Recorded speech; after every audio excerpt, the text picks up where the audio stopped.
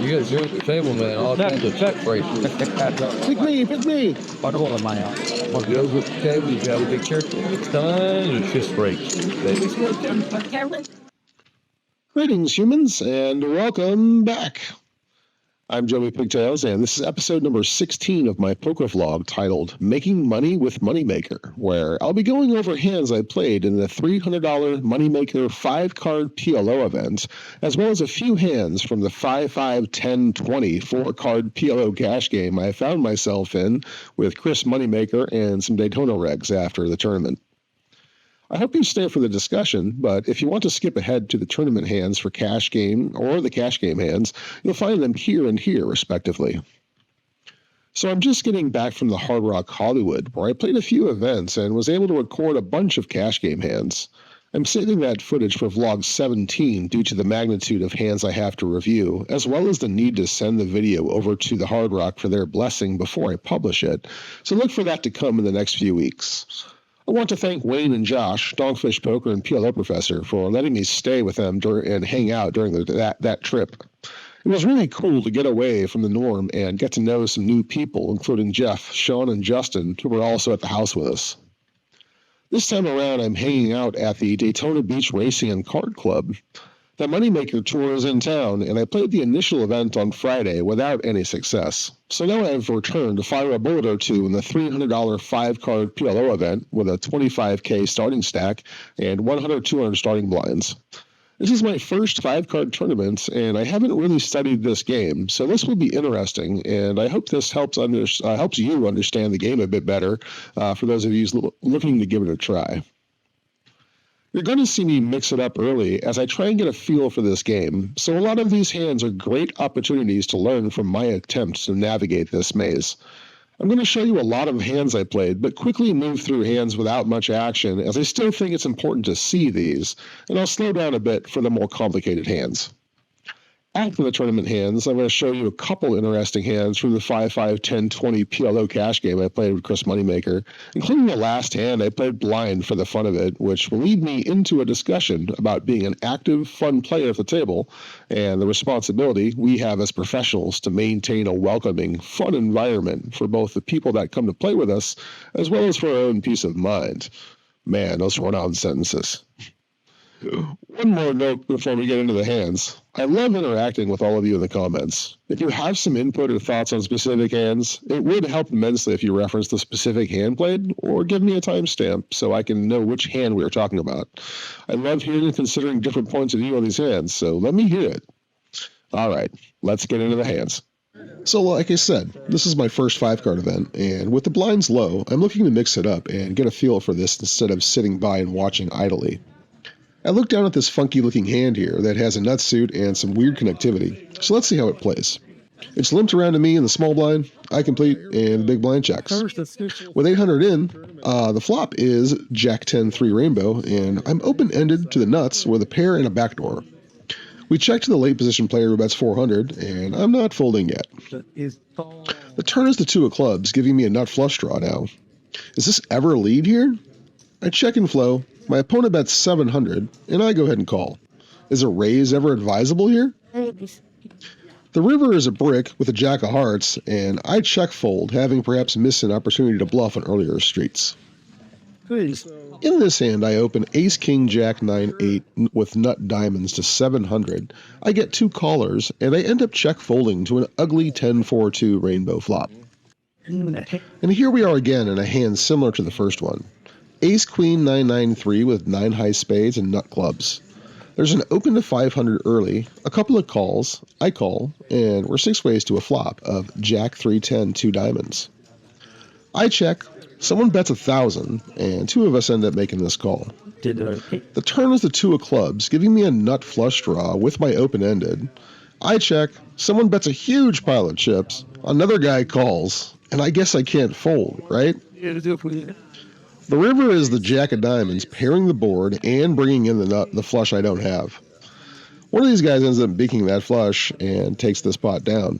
And I'm really baffled as to how no one ended up with a boat, but okay. Here we go. This is a premium, right? With one limp to me, I pot it to 900 with king, queen, jack, 10, 8 double suited in clubs and diamonds and only get one call from the limper. With a flop of 10, 5, 4, 2 spades, I flop top pair and a backdoor flush draw, but not much else, and we both check. The turn is the king of clubs, and wow, what a card for my hand. Top 2 pair, number 2 flush draw, and open-ended.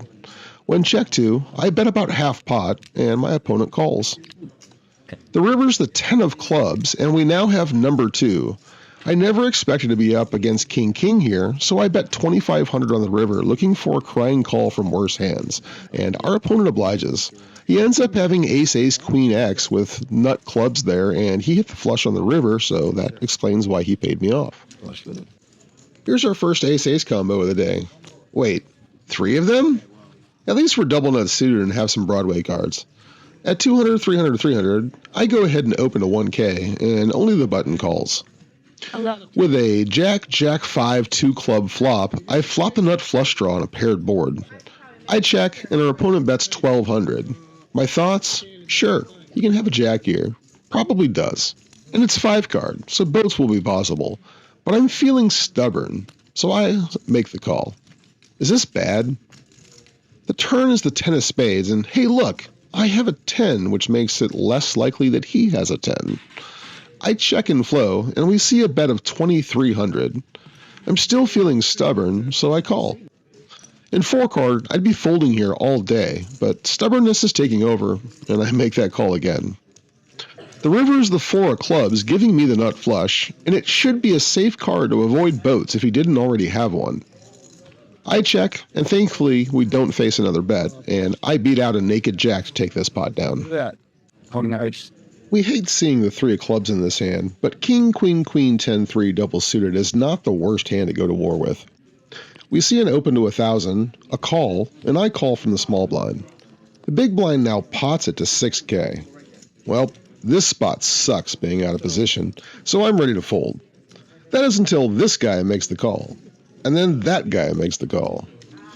Okay then. With the pot being about twice the size of my stack, we see a flop of ace, jack, 5, 2 hearts. Hey look, a wrap! As I ponder my course of action, I start counting my clean outs, and when I have to stop at like 4, I decide to check and fold after the big blind jams and another player makes the call. The big blind ended up flopping top set of aces with the nut flush draw and got it all in on the flop. The other player ended up having the same wrap that I had with 1 heart in his hand, so he was drawing virtually dead in this spot since I had all of the other cards. The board ended up pairing on the turn, and the big blind ended up scooping this massive pot. This is definitely a questionable hand pre-flop, but I'm on the button and decide to play the position. We see a raise to 1K, and I call to go 3 ways with the big blind to a flop of jack 2-5 rainbow, and it ends up getting checked around. I suppose we can argue for a bet since we have top pair and open-ended on a rainbow board, but I decided to check in real time. Turn is the 6 of clubs, giving me the nuts straight on a still rainbow board, and now the player to act first bets 3K. The next guy calls, and it's time to go ahead and get my stack in. I pot it hoping for a call, but both players fold, and I chip up a bit towards the 25K starting stack. Here's another good-looking hand, but that deuce is ugly. At least it isn't blocking one of my suits.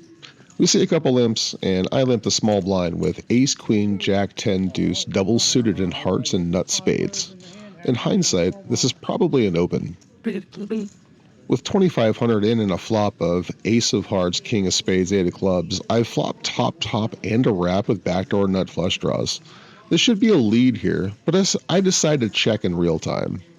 I wanted to tell you that I intended to check raise, but I didn't in real time. I wanted to see a turn card, so I checked, and it's checked around. The turn is the 7 of diamonds, giving me 4 more clean outs to the nuts straight, so I lead here for 2K. I'd be happy taking it down now, but I like seeing a call.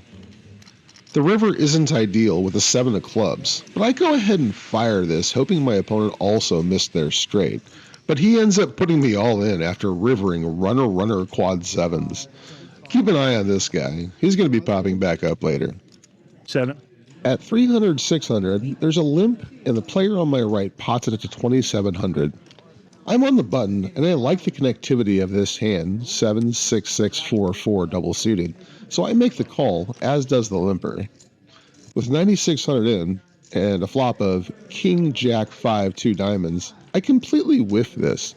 The other players jam their stacks in, and I fold looking for another spot. It's more than 81.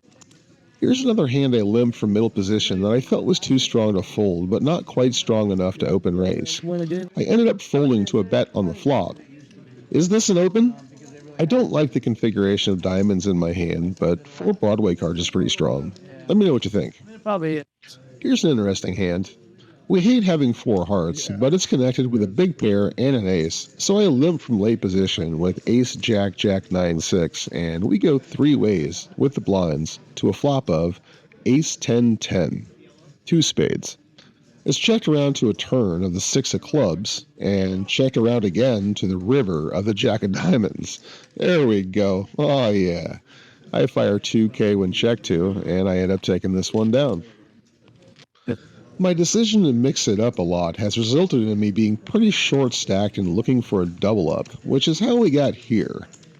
Under the gun limps, I limp a pretty good looking hand. We see a raise to 3K and a re-raise to 11,200, putting me in. Roll with us, man. This spot is as good as any, so I go ahead and call off our 9,300 total, and we end up going 3 ways to a flop of ace, king, 5, 2 spades. Nothing.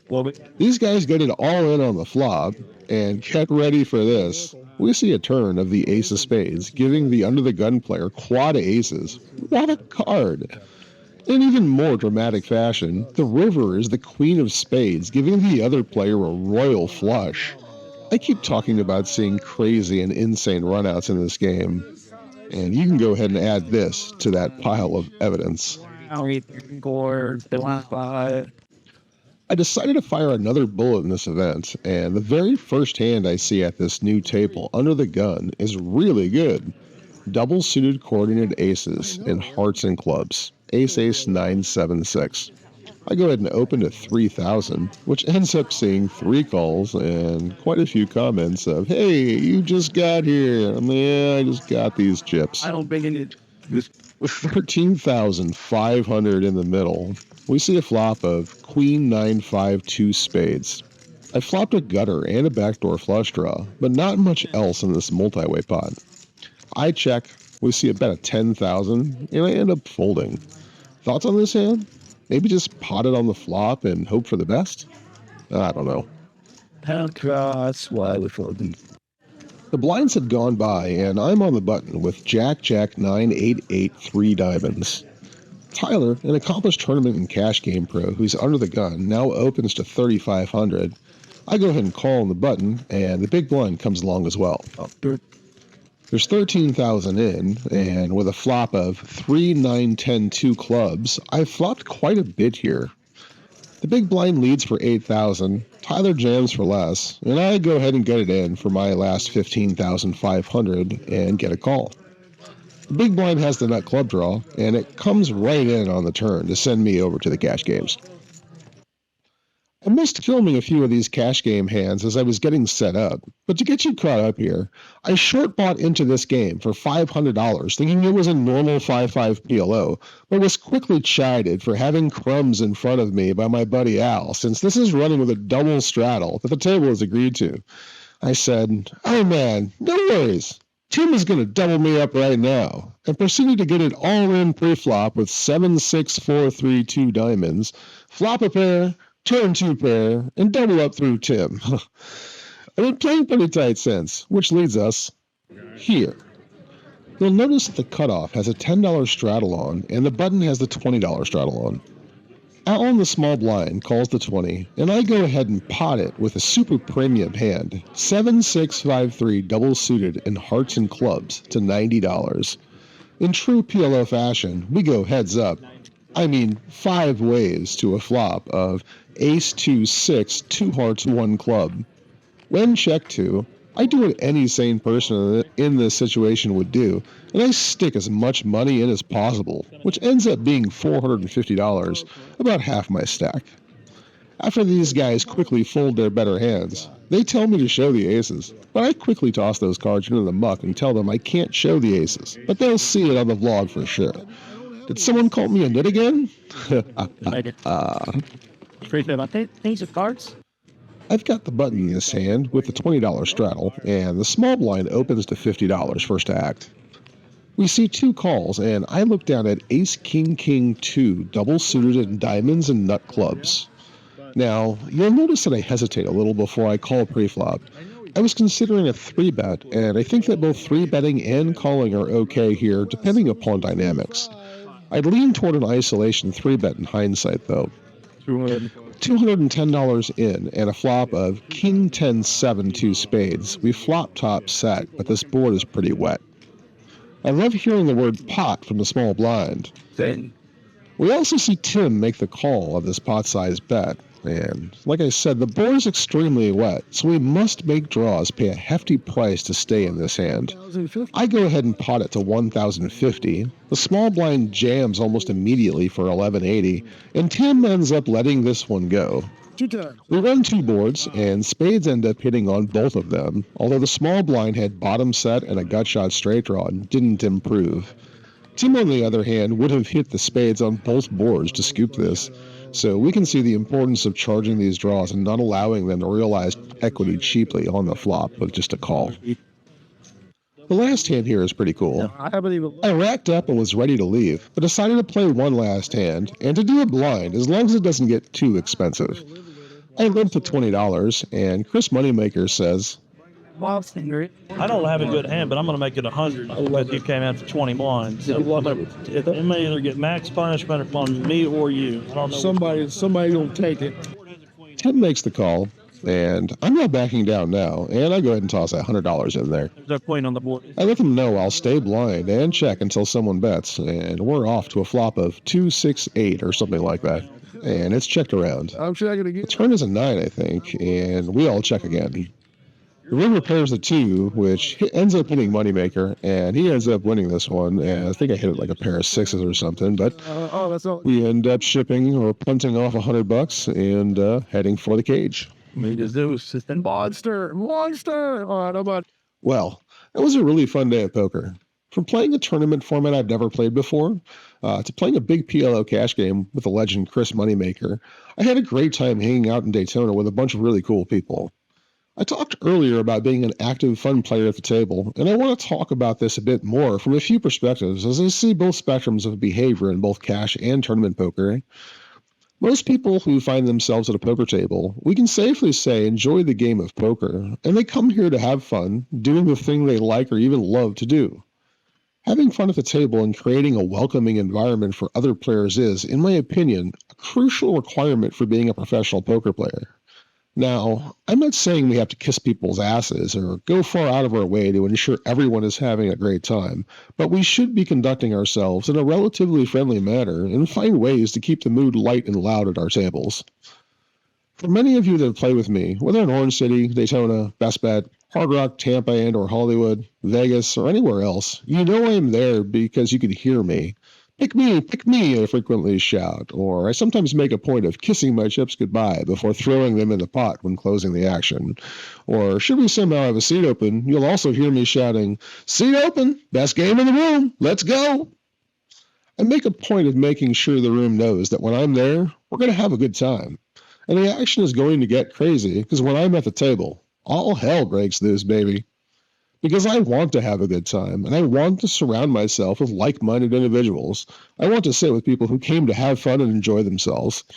Now, I know that this mindset isn't for everyone, and it's important for us at the tables to be able to identify those that aren't as socially forthcoming and either try to include them or just respect that they are there to observe and play, and if they want to join in on the banter, they will. The key here is that for those of us in this industry working to make a living in any capacity, we have an obligation to, at the bare minimum, not be an asshole to the players in the game. You don't have to be a nice guy, but for the love of the game, don't be the reason that players never come back. And if you feel up to it, maybe you can be the reason that they do come back. Thank you all for stopping by and sharing some time with me. I appreciate you all and look forward to sharing some cool hands from Hollywood in vlog number 17. Until then, I'm Joey Pigtails, and I am transparent, reminding you to be a good human. Bye.